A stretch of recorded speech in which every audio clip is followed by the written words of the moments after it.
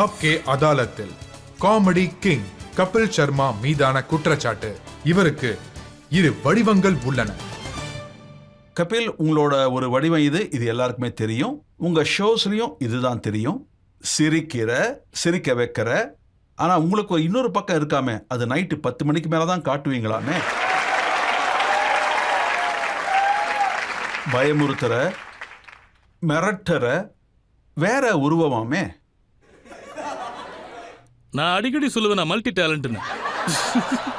Sir அதெல்லாம் எப்பயாவது சில நேரம் நடக்கும். ஆனா இப்போ அப்படி இல்லை. நான் ரொம்ப ரொம்ப மாறிட்டேன் சார். முன்னாடி அப்பப்போ நடக்கும். எனக்கு எல்லாரையும் சிரிக்க வைக்கிறது, பேசுறதெல்லாம் ரொம்ப பிடிக்குங்க. சில நேரத்தில் கோவம் வரும், வந்துகிட்டு இருந்துச்சு. உண்மையிலேயே கல்யாணத்துக்கு அப்புறம் வரதே இல்லை. அப்போ வருஷம் பயங்கரமா முன்னாடி அப்படி வந்துட்டு இருந்துச்சு. நான் ட்விட்டருக்கு போய் பார்ப்பேன், எவனாவது என்ன ஒன்று திட்டினானா நான் அவனை பார்த்து திட்டுவேன். நான் யோசிக்கவே இல்லை சார். ஃபேக் அக்கௌண்ட் ஆரம்பிச்சு கூட நான் அவனை திட்டலாம்ல. நான் என்னடா ப்ளூ டிக் அக்கௌண்ட்ல இருந்து திட்டிட்டு இருக்கேன். இல்லைங்க மக்கள், எனக்கு அப்போ என்ன தோணுச்சோ அதை நான் திட்டேன். அப்போ யாரும் என்ன சொல்லல. ஆனால் திடீர்னு ஒரு நாள் அது அப்படியே ஹாட் நியூஸ் ஆயிடுச்சு. அப்புறம் தான் நான் யோசிச்சேன், ஐ எம் வெரி பாப்புலர். அதனால நான் இதெல்லாம் பண்ணவே கூடாதுல. நான் இப்போ மாறிட்டேன் சார். நான் இப்போ ரொம்ப மாறிட்டேன். இல்ல, ஊர் பக்கம் ஒரு பழமொழி இருக்கு, யானை மதம் பிடிச்ச ஒரு மாதிரி இருக்கும், இல்லைன்னா வேற மாதிரி இருக்கும்னு சொல்லுவாங்க.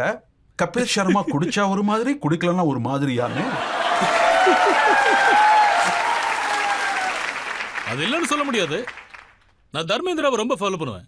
இந்த விஷயத்துல சொல்ல முடியாது. நீங்க அவரோட சோஷியல் மீடியாவை பார்த்தீங்கன்னா, சோஷியல் மீடியாவுக்கு வந்ததுமே தர்மேந்திராவோட ட்வீட்ஸை பார்க்க நான் ஆரம்பிச்சேன். ரொம்பவே ரொமான்டிக் ஆனவர்ல. நமக்கு அது கண்டிப்பா செட் ஆகாது. ட்விட்டர்ல சண்டை போடக்கூடாதுன்னு நினைச்சேன். அதுல தர்மேந்திரா மாதிரியே பண்ணலாம்னு நினைச்சேன். நடுவுல பாத்தீங்கன்னா ஒரு தடவை நான் அவரோட ஃபார்முக்கு போனேன். அவரோட ஃபார்ம்ல பெரிய பெரிய பரங்கிக்காய் இருந்துச்சு. பரங்கிக்காய்க்கு தமிழ்ல என்ன சொல்லுவாங்க? பம்கின். வாவ், தமிழ்ல பம்கினா? என்ன விட நீங்க நல்லா படிச்சிருக்கீங்க போல. பூசணிக்காய்னு சொல்லுவாங்க. சரியான தமிழ்ல பூசணிக்காய். அது அப்படி ரவுண்டா இருக்குமே.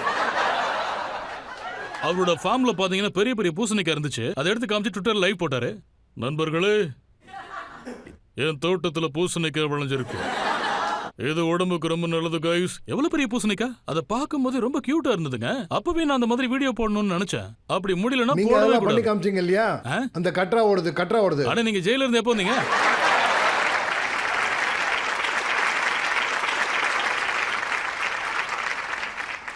இங்க பாருங்க, உங்கள நிறைய பேர் என்னோட வயசுல சின்னவங்க தான். எல்லாரும் என் தம்பி தங்கச்சிக்கு தான். நான் ஒரு அட்வைஸ் பண்றேன்.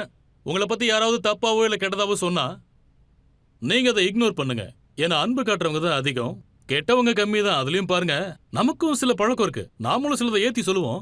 இப்போ எங்கேயாவது பேப்பர்ல போட்டிருப்பாங்க, அதாவது 4 பேர் சந்தோஷமா பண்டிகை கொண்டாடினாங்க அப்படி இப்படின்னு போட்டிருப்பாங்க. ஆனா நம்ம அதை கண்டுக்க மாட்டோம். இன்னொரு நியூஸ் வந்திருக்கோங்க, 2 குரூப்புக்குள்ள பெரிய சண்டை. நாம அதைத்தான் உடனே பார்ப்போம், என்ன சண்டைன்னு. ஸோ நெகட்டிவிட்டி சீக்கிரமா உங்களை அட்ராக்ட் பண்ணிடும். ஏன்னா அதுல மசாலா அதிகம். ஆனா முடிஞ்ச அளவுக்கு லவ் ஸ்ப்ரெட் பண்ணுங்க. அதெல்லாம் பழைய கதைங்க, முன்னாடியெல்லாம் அடிக்கடி நடக்கும். இந்த அன்பை பரப்புறன்னு சொன்ன உடனே எனக்கு ஞாபகம் வந்துச்சு. அனுப்பம் கேருக்கு நீங்க சொல்லுங்க சார். ஒரு சில பல விஷயங்களை கத்து கொடுத்தீங்களாமே? இல்ல சார், அனுப்பம் சார் கிட்ட இருந்து நான் அவரோட பெரிய ஃபேன். துபாயில நாங்க ஒரு ப்ரோக்ராம் பண்ணோம். அப்ப எங்களோட ஆர்கனைசர் என்கிட்ட சொன்னாரு, அனுப்பம் சார் இங்க இருக்காரு, அவர் பார்க்க விரும்புறேன்னு சொன்னதும் பார்க்க போனேன். அப்போ அவர் பார்த்தது ரொம்ப சந்தோஷமாயிடுச்சுங்க. அவர் உடனே என்கிட்ட, நீங்க ட்ரிங்க் பண்றீங்களான்னு கேட்டாரு. மனசுக்குள்ள இதெல்லாம் கேட்கணுமான்னு நினைச்சுக்கிட்டேன். உடனே அந்த மாலுக்குள்ளேயே நாங்க போயிட்டோம். அவர் உடனே ஒன்னு ஆர்டர் பண்ணாரு, எனக்கும் சேர்த்து. நான் ஓகேன்னு 30 ml வந்துச்சு. அப்புறம் அவர் என்கிட்ட, இங்க பாருங்க, இந்த விஷயத்தை நான் ப்ரமோட் பண்ணல, அது நல்லது கிடையாது. ஆனா எப்பயாவது அடிச்சா தப்பு கிடையாது. அப்புறம் ஒன்னு வந்துச்சு, ட்ரிங்க் வந்துச்சு. ஆனா எவ்வளவு நேரம் தான் உட்காந்துருக்கிறது? எனக்கு என்னன்னா, அப்பதான் முதல்ல மீட் பண்றோம், இப்படி கப்புன்னு அடிச்சு நல்லா இருக்காது. அதனால நானும் உட்காந்தே இருக்கேன். அவர் கம்ப்ளீட் பண்ண ஸ்பீட்லயே நானும் பண்ணேன். அப்புறமா அவர் இன்னொன்னு போலாமான்னாரு. நான் மனசுக்குள்ளேயே சொன்னேன், இதெல்லாம் கேட்கணுமாங்கன்னு. அப்புறம் அவர் இன்னொன்னு ஆர்டர் பண்ணாரு சார். பாதி அவருக்கு ஊத்துனாரு, பாதி எனக்கு ஊத்துனாரு. அப்புறம் என்கிட்ட, உங்களால நான் பாதி அடிக்கிறேன் அதனால 1 அடிச்சுக்கிறேன்னாரு. நான் அவர்கிட்ட, சார் நான் உங்களால பாதி அடிக்கிறேன் அதனால 6 அடிக்கிறேன்னு சொன்னேன். ஓ அவ்வளவுதான்.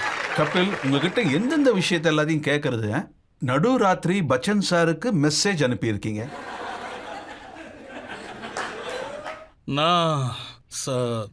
சார் நான் அவரை ரொம்பவே நேசிக்கிறேன் சார். ஆனா நான் ஒரு தடவை ஒரு ஃபில்ம் எடுத்தேன். நாம தான் அதை பத்தி பேசணுமே, ஃபிரங்கி. அப்போ பார்த்தீங்கன்னா எனக்கு கொஞ்சம் மென்டல் கண்டிஷன் சரியில்லைங்க. அப்போ நான் ரொம்ப டிப்ரெஷன்ல இருந்தேன். ராம் பகலா எனக்கு என்னமோ யாரையும் ஃபேஸ் பண்ண முடியாதுன்னு தோணுச்சு. அதுக்கு தான் சினிமா பக்கம் போகாதீங்கன்னு சொல்றேன். இல்ல இல்ல இல்ல சார், அதுக்கு முன்னாடி என்னோட முதல் படம் சூப்பர் ஹிட்ல. அந்த ரெண்டாவது படம் அப்ப ரிலீஸே ஆகல. அந்த ஃபிலிம்க்கும் அதுக்கும் எந்த சம்மந்தமும் இல்ல சார். சில நேரம் நடக்குங்க, நாம ஒரு கலைஞனா இருக்கும்போது சில நேரம் சென்சிட்டிவ் கொஞ்சம் அதிகமாயிடும். அப்போ யாரையும் சந்திக்கவே எனக்கு மனசு வரல, ஷோவையும் நான் நிப்பாட்டிட்டேன். ஃபிலிம் ஒரு பக்கம் நிற்குது, அப்புறம் பார்த்தா நம்ம கூட சில டீம்ஸ் இருக்காங்களா, அவங்க ஃபிலிம் ரிலீஸ் பண்ணுங்கன்றாங்க. சில பேர் என்கிட்ட பச்சன் சாரை வச்சு வாய்ஸ் ஓவர் பண்ணுங்கன்றாங்க. அப்படி போய் ஒருத்தர்கிட்ட ஃபேவர் கேட்கறது எனக்கு பிடிக்காது சார். ஆமா, ஏன்னா பச்சன் சார் எவ்வளோ பெரிய லெஜண்ட். ஆனால் சோ ஸ்வீட் ஆஃப் ஹிம், நான் அவருக்கு மெசேஜ் பண்ணேன், சார் நான் முதல் தடவையாக ஃபிலிம் ப்ரொடியூஸ் பண்ணியிருக்கேன், அதனால சார் ப்ளீஸ் நீங்கள் ஒரு வாய்ஸ் ஓவர் கொடுங்க சார். 5 நிமிஷத்தில் அவரோட மெசேஜ் வந்தது சார். இந்த 8ஆம் தேதியோ இல்லை 9ஆம் தேதியோ இந்த ஸ்டுடியோவில் நான் ஃபிலிம்காக டப்பிங் பண்ணுறேன், நீங்கள் உங்கள் குரூவை அனுப்பிவிடுங்கன்னாரு. நமக்கு ஒரு மாதிரியா இருக்கும் இல்லைங்க. அவர் எவ்வளோ பெரிய ஆளு, அவர் நினைச்சா ரிப்ளை பண்ணாம கூட இருக்கலாம். ஸோ எனக்கும் அந்த பயம் இருந்துச்சுங்க, எனக்கும் அந்த தைரியம் கிடையாது. அதனால தான் நான் 2 ரவுண்ட் அடிச்சு மெசேஜ் பண்ணேன்.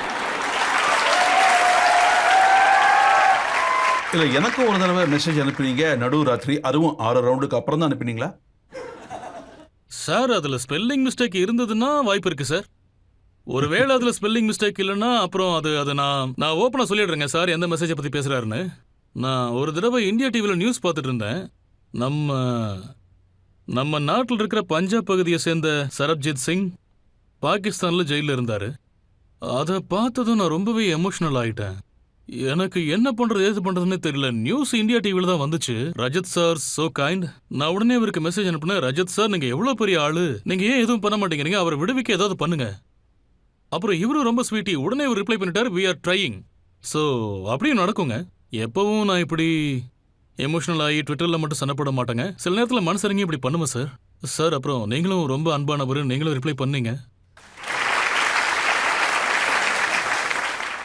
இல்ல, பச்சன் சாரை பத்தி பேசிட்டு இருந்தோம், அதை பாதிலேயே விட்டுட்டோம். மிச்சத்தை சொல்லுங்க, நீங்க ஸ்டுடியோல போய் பாத்தீங்களா? இல்ல, ஆக்சுவலி ட்ரிங்கிங் ப்ராப்ளம் எனக்கு கிடையாது, ஆங்ஸைட்டி ப்ராப்ளம் ஆயிடுச்சு. அதனால எனக்கு என்ன தோணுச்சுன்னா, என்னால யார் முன்னாடியுமே போக முடியாது, என்னால பேச முடியாது, என்னால ஸ்டேஜ்ல மைக்க பிடிக்க முடியாது. பச்சன் சார் கால் பண்ணி நான் காலையில வரேனாரு. இல்ல, என் படத்தோட வாய்ஸ் ஓவருக்காக வராரு. அப்போ கடமைப்படி நாங்க போய் அவரை வெல்கம் பண்ணி ஆகணும். ஆனா என்னால அப்போ வீட்டை விட்டு வெளியே கூட வர முடியாது. என் மனநிலைமை அப்படி இருந்துச்சு. அந்த நாள்ல நான் சரி 2 ரவுண்டை போட்டுட்டு பச்சன் சாரை பார்க்க போயிடுவோம். இது காலங்காத்தால் நடக்குது சார். அவர் 8 மணிக்குள்ள வந்துட்டாரு.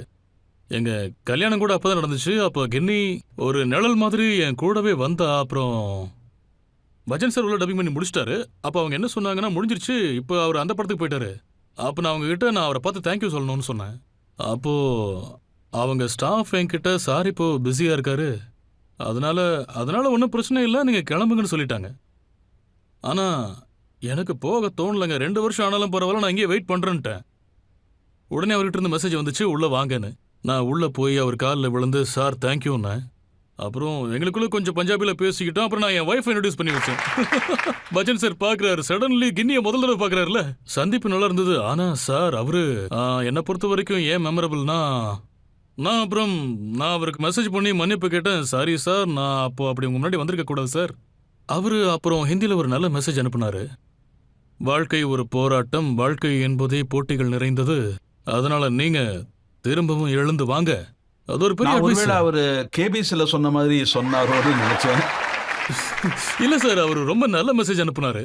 இல்ல சார், இவ்வளவு பெரிய லெஜெண்ட் உங்க மேல அக்கறைப்பட்டு உங்களுக்காக இப்படி உங்களை உற்சாகப்படுத்தும் போது இந்த எல்லா விஷயங்களும் சேர்ந்து உங்களை திரும்பவும் பழையபடி ஆக்கிடுங்க. உண்மையிலேயே ரொம்ப நல்ல விஷயம். ஆனா இப்ப நான் என்ன கேள்விப்பட்டேன்னா, ராத்திரி 10 மணிக்கு அப்புறமா உங்க ஒய்ஃப் உங்க போனை பிடுங்கி வச்சிருக்காங்களாமே, உங்ககிட்ட கொடுக்க மாட்டாங்களாமே. இந்த ஸ்டேட்மெண்ட் நான் கொஞ்சம் கரெக்ட் பண்ண நினைக்கிறேன் மை லார்ட். தினமும் 10 மணிக்கு மேல இல்ல சார், எப்போ வச்சு அப்பப்போ 10 மணிக்கு என் மூடு மரடிச்சுன்னா அவங்க கண்டிப்பா என்னோட போனு இல்ல, அவங்களுக்கு தெரியும்ல இது டேஞ்சரு, இவன் திரும்பவும் ஏதாவது பண்ணி வச்சிருவான்னு. அதனால இதுக்கு தாங்க நான் சொன்ன கல்யாணம் பண்ணிக்கங்கன்னு. நீங்க சோஷியல் மீடியால போஸ்ட் பண்ணிட்டே இருக்கீங்க, அவங்க டிலீட் பண்ணிட்டே இருக்காங்களா? இல்ல இப்ப நானே பண்றேன். இல்ல முதல்ல அவங்க பண்ணிட்டு இருந்தாங்க. அப்போ சின்ன விஷயத்துக்கெல்லாம் நான் ரொம்ப கோவப்படுவேன். எல்லா விஷயத்துக்கும் நான் போய் கருத்து சொல்லுவாங்க, அவங்க கேட்கவே மாட்டாங்க. அப்புறம் தான் நான் யோசிச்சேன், யாருமே கேட்கறதே இல்லையா, அப்புறத்துக்கு நான் போய் இப்படி எனக்கு நானே ஏன் பிரச்சனைகளை வர வைக்கிறேன்னு யோசிச்சேன். ஆனா இப்போ அப்படி இல்லை சார், லைஃப் நல்லா சேஞ்ச் ஆயிடுச்சு, 2 பசங்களா ஆயிடுச்சு, அப்புறம் பொறுப்பு வந்துரும்ல. ஏன்னா எனக்கே தோணுச்சு என் பசங்க இன்னும் 3-4 வருஷத்துக்கு அப்புறம் யூடியூப்லாம் பார்க்க ஆரம்பிச்சிட்டாங்கன்னா அவங்க அப்புறமா நம்ம அப்பா இப்படியா, அதான் நான் கொஞ்சம் என் பழைய வீடியோஸை எப்படியாவது யூடியூப்ல இருந்து டெலிட் பண்ணுங்க சார் ப்ளீஸ் சார். அந்த பழைய நியூஸ் ஆனா இந்த விஷயத்தை எப்படி டிலீட் பண்றது? நீங்களே சொல்லி இருக்கீங்க நான் குடிக்காம இருந்திருந்தா கல்யாணமே ஆயிருக்காதுன்னு. ஆனா இந்த விஷயம் உண்மைதாங்க. அதாவது எப்பவுமே குடிக்கிறதுனால பிரச்சனை நடக்காது, நல்லது நடக்கும். சார் நான் காலேஜ் படிச்சுக்கிட்டு இருக்கும்போது எங்க காலேஜில், அப்போ கேர்ள்ஸ் காலேஜ் எங்க காலேஜ் பக்கத்துலேயே இருந்துச்சு. அங்கே நான் என் பாக்கெட் மணிக்காகவே வேலை பார்த்தேன். அப்போ கின்னி அந்த காலேஜில் படிச்சுட்டு இருந்தாங்க. அவங்க என் ஸ்டூடெண்ட் தான். அப்போ அவங்க பிஏ ஃபர்ஸ்ட் இயர் படிச்சாங்க, இல்லை பிகாம் ஃபர்ஸ்ட் இயர். அப்போ என் கிராஜுவேஷன் முடிஞ்சிருச்சு. நான் பிஜி பண்ணிட்டு இருந்தேன். நான் ஒரு போஸ்ட் கிராஜுவேட். அப்போ இல்லை நான் அப்போ என்ன சொன்னேன்னா, நான் அப்போ எங்கள் பிரின்ஸ்பால்கிட்ட சொன்னேன் என்னை கொஞ்சம் வேலை பார்க்க விடுங்க, கேர்ள்ஸ் காலேஜில் எனக்கு அப்படி ஒரு வாய்ப்பை கொடுங்கன்னு. அப்போ தான் 4 காசு சம்பாதிக்க முடியும், அது எனக்கும் கொஞ்சம் உதவியாக இருக்கும், எனக்கு பாக்கெட் மணி கிடைக்கும்ல. அப்போ அங்கே கின்னி சார் நாங்கள் 2 பேர் இருந்தோம், நானும் என் இன்னொரு ஃப்ரெண்டும். இல்லை 3 பேர், ஒரு இசைக்கலைஞன் ஒருத்தர் இருந்தான் என் ஃப்ரெண்டு. நாங்கள் 3 பேரும் தினமும் ரிஹர்சல் பண்ண போவோம். அவள் சாண்ட்விச் கொண்டு வருவா தினமும் எனக்காக. அப்போது என் ஃப்ரெண்டு என்கிட்ட சொன்னான், ஏன்ப்பா இந்த பொண்ணு ஒன்று லைக் பண்ணுதுன்னு. நான் இல்லை மச்சான், அவள் காரை பாரு எவ்வளோ பெருசாக இருக்குன்னு. என் ஸ்கூட்டர்லேருந்து ஃபோன் வந்துக்கிட்டே இருக்கு, அதனால அதுக்கு வாய்ப்பே இல்லைன்னு. அவன் அதுக்கு இல்லை அந்த பொண்ணு லைக் பண்ணுதுன்னா. அப்போது ஒரு நாள் காலேஜ் ரிஹர்சலுக்கு முடிஞ்சதுக்கப்புறம் நாங்கள் சும்மா அப்படியே உட்காந்து பேசிகிட்டு இருப்போம். அப்படியே கொஞ்ச நாள் 2-3 சந்திப்புக்கு அப்புறமா எனக்கு ஃபோன் வந்துச்சு. எனக்கு சத்தியமாக தைரியமே கிடையாது சார், ஏன்னா எனக்கு ஒரு ரெக்கார்டு இருக்குது. அது நான் இது வரைக்கும் எந்த பொண்ணுக்குமே ப்ரொபோஸ் பண்ணதே கிடையாது, எனக்கு பிடிச்சதே கிடையாது. டிவியில் இப்போ காட்டுறதுலாம் சும்மா. ஆனால் நான் திடீர்னு புள்ளியாக மாறிட்டேன். அப்படியே தெம்பா உனக்கு என்ன ரொம்ப பிடிச்சிருக்கா நான் கேட்டேன். ஓஹோ அவ்வா. ஆனால் நான் அப்படி கேட்டதுக்கெல்லாம் பதில் எதுவும் சொல்லலை. ஆனால் நான் பின்னாடி தான் போனேன், எனக்கு அப்படி தான் தெரியுதுன்னு சொன்னேன். ஒத்துக்கிட்டா. அவ்வளோதான் சார். அப்புறம் எங்கள் காதல் அப்படியே ஆரம்பமாயிடுச்சு. எவ்வளோ பெரிய லாபம் பார்த்தீங்களா? கண்டிப்பா லாபம் தாங்க. ஆனா நான் ஒரு நாள் அவங்க டேடியை பார்த்தேன்ல, பெரிய காரில் வந்தார், அப்புறம் இந்த இடத்துல பிஸ்டல் வச்சிருந்தாரு. அவ்வளோதான், அந்த செகண்டே நான் அவகிட்ட ராத்திரி நான் சொன்னது எல்லாத்தையும் மறந்துரு, மன்னிச்சிருந்தேன். நாம தான் தைரியசாலியாச்சே. அப்புறம் கொஞ்சம் கொஞ்சமாக காலம் போக போக பிரச்சனையெல்லாம் சால்வ் ஆயிடுச்சு, எல்லாமே மாறிடுச்சு. நான் அவரை ரொம்ப நேசிக்கிறேன், அதான் கின்னியோட அப்பாவை. இங்கே பாருங்க, உங்களுக்கு சில பேர் கடவுளோட வடிவமாக தெரிவாங்க. ஒருத்தர் என்ன மாதிரி ஒருத்தனுக்கு பொண்ணு கொடுத்தா கண்டிப்பாக அவர் கடவுள் தானே. இப்போ உங்களில் ஒருத்தர் ஒரு கேள்வி கேட்கலாம். சார் ஐ லவ் யூ ஒரு தாடி ஸ்டைல். Thank you sir. வா வா, எங்கேருந்து வரீங்க? நான் வந்து கோரக்பூர் சார். கோரக்பூர்காரரா? அப்படியா? நான் பீகார்னு நினச்சிட்டேன். நல்லதுங்க சார். சார் போதைங்கிறது சரக்குல இருக்கு, அரசாங்கமே விற்குது. அப்புறம் எதுக்கு சார் உங்களை குறை சொல்றாங்க? அதை பத்தி நீங்க என்ன நினைக்கிறீங்க? நீங்க சும்மா கேட்குறீங்களா இல்லை போய் பாட்டில் வாங்க போறீங்களா? இல்லை சார், சும்மா தான் சார் கேட்குறேன். சார் எனக்கு என்ன தோணுதுன்னா, எல்லாம் வயசு கோளாறு தாங்க. நாம் காலேஜில் படிக்கும்போது எப்போவுமே ஃப்ரெண்ட்ஸ் கூட நம்ம இருப்போம். அப்போது நமக்கு நல்லது கெட்டது எதுவுமே புரியாது. அதனால தான் வயசானவங்கலாம் சொல்லுவாங்க, அதெல்லாம் வயசு கோளாறும்பாங்க. சரக்கு சாராயத்தையெல்லாம் குறை சொல்லி பிரயோஜனம் இல்லைங்க, எல்லாமே வயசு பண்ணுற வேலை. அப்போது எல்லாருமே பொதுவாக நிறைய தப்புகள் பண்ணுவாங்க. அப்புறம் அதிலிருந்து நாமளே நிறைய கற்றுக்குவோம். என்னை பொறுத்த வரைக்கும் நான் எதையும் எப்பவும் யார்கிட்ட இருந்தும் மறைச்சது கிடையாதுங்க. என் லைஃப் எப்பயுமே ஒரு ஓப்பன் புக் மாதிரி. அதனால தான் எனக்கு இந்த அளவுக்கு அன்பு கிடச்சிருக்கு. அப்போது பல வருஷமாக நான் அந்த அன்பை அனுபவிக்கிறேன். நாங்கள் இந்த ஷோ 3 மாதம் தான் ஆரம்பித்தோம், ஆனால் இந்த வருஷத்தோட 10 வருஷம் ஆக போகுது. இது எல்லாத்துக்கும் உங்களை மாதிரி ஆளுங்களோட அன்பு தாங்க காரணம். தப்பு பண்ணால் இருக்குது கிரிட்டிசிசம். இங்கே பாருங்க, உங்களுக்கு எந்த அளவுக்கு அன்பு கிடைக்குதோ உங்களுக்கு கிரிட்டிசிசமும் அந்த அளவுக்கு கிடைக்குங்க நீங்கள் தப்பு பண்ணீங்கன்னா. அதனால நான் தப்பு பண்ணப்போ மக்கள் கிரிட்டிசைஸ் பண்ணாங்க. ஆனால் என்ன ஒன்று, நீங்கள் உங்கள் தப்புல இருந்து கற்றுக்கங்க. அதே தப்பு திரும்ப பண்ணாதீங்க, புது தப்பு பண்ணுங்க. டிஃப்ரெண்ட் வேரியேஷனோட பண்ணுங்க புது தப்புக்களை. சார் இங்கே பாருங்க சார், எனக்கே நல்லா தெரியும் நம்ம உயிரோடு இருக்கிற வரைக்கும் தப்பு பண்ணுவோம். வேற தப்பு பண்ணலாம், ரிப்பீட் பண்ணக்கூடாது சார். ஸோ இப்போ லைஃப்ல ப்ரையாரிட்டி எல்லாம் மாறிடுச்சு. இப்போ கொஞ்சம் ஃபோக்கஸ் இருக்கு, லைஃப்ல கொஞ்சம் டிசிப்ளின் இருக்கு. கபில், இது உண்மையிலேயே ரொம்ப நல்ல விஷயம் தான். ஏன்னா நீங்க அப்படி ஒரு நிலைமையில இருந்தீங்க, நீங்க அதை ரொம்ப ஸ்போர்ட்டிவா எடுத்துக்கிட்டீங்க, அதை சொல்லியே சிரிச்சிங்க, உங்களையே கிண்டல் பண்ணிக்கிட்டீங்க, திரும்ப கரெக்ட் லைனுக்கு வந்துட்டீங்க. இது நல்ல விஷயம் தான், எல்லாருமே அப்ரிஷியேட் பண்ணுவாங்க. Thank you very much.